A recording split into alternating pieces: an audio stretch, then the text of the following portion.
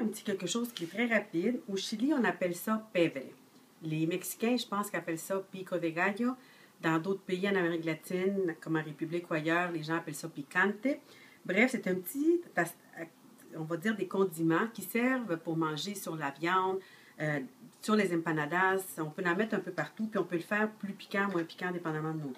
On a besoin d'un oignon, 2 ou 3 petites tomates, 4 gousses d'ail et un petit peu de cilantro, coriandre, que j'ai lavé, puis là, on va la chopper finement. Fait que c'est très simple. On va prendre tous les ingrédients. Ça, je vais le faire en une shot. On va prendre l'ail. J'enlève le cœur. Ça, c'est mon ami Victor qui m'a montré que c'était important d'enlever le cœur de l'ail. Comme ça, ben, apparemment, on ne cuit pas après. On ne cuit pas l'ail quand on en met dans nos plats et qu'on en mange beaucoup. Parce que moi, je me dis ça, mettre de l'ail pas mal partout. Fait que, bon, on fait juste... On va le hacher finement. Là, j'ai mis 4 gousses d'ail. L'ail et l'oignon, vous y allez selon si vous aimez ça très piquant ou pas piquant, là. Moi, j'en mets 4. Avec 4, d'habitude, c'est pas pire. Fait que, bon, on a haché l'ail finement. On met dans un petit bol. On fait la même chose avec l'oignon. On va hacher finement.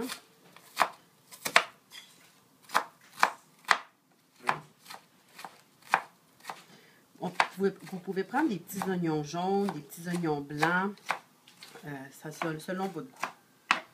Ça aussi, il y a des gens, parfois je le fais, moi j'ai une espèce de petit robot manuel où je mets tout ça là-dedans, puis ça va plus vite. Mais ça dépend à quelle grosseur on veut nos légumes. Quand on le met dans un mélangeur, dans un malaxeur ou un robot, on peut en faire un salson liquide. Et on met ça au frigo, ça dure longtemps. On peut en mettre dans les habichuelas, dans les soupes. Bref, mais aujourd'hui, je vais le faire comme pour le manger sur de la viande ou avec les empanadas à la viande. Fait qu'on met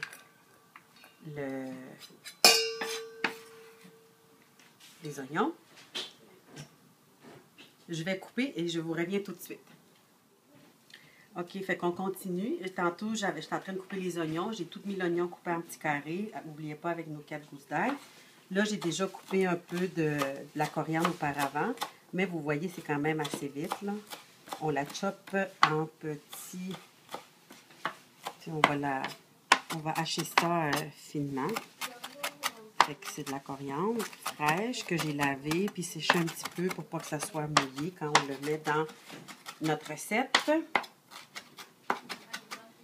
Fait que là, ça, c'est coriandre hachée. On va mettre à l'intérieur avec l'autre que j'avais déjà haché auparavant. Et les tomates, je les ai pré-coupées, mais on fait on les coupe finement en petits carrés. Moi, j'ai pris des tomates, des petites tomates Roma, tomates italiennes. C'est toujours bon. On les coupe en petits carrés.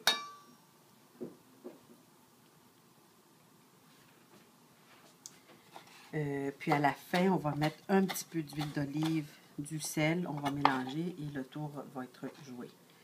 Fait que ici, je vais juste couper encore quelques petites tomates en carré.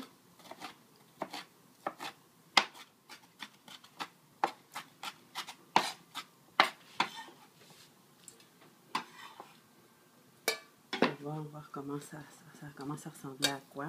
Ben, il y a beaucoup d'oignons, fait qu'il va être piquant. Oui, il va être piquant. Moi, je l'aime comme ça, mais on va mettre plus de tomates. Et en principe, j'aurais dû mettre plus de coriandre, mais j'en ai plus. Donc, souvent, on fait ça avec une boîte au complet de coriandre. Là, j'en avais peut-être une demi-boîte de coriandre. Alors, on a presque terminé. Je vais continuer à mettre des tomates par la suite, mais je vais juste vous montrer là On met un petit peu d'huile, un peu de sel. On mélange. Ça se garde de plusieurs journées là, au frigo. Moi, je vais mettre encore des tomates.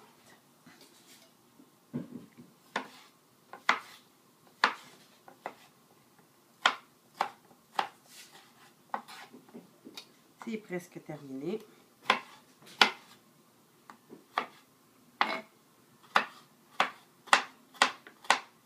Elles sont juteuses, les tomates. Ce petit jus-là, ça va être bon là-dedans.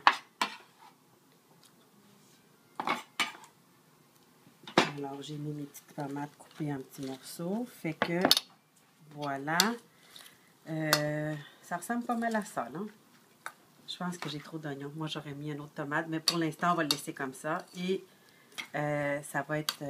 vous pouvez servir ça à côté de vos empanadas sur de la viande. C'est vraiment délicieux. Ça donne toujours un petit accompagnement intéressant. Voilà, ça c'était le pevre.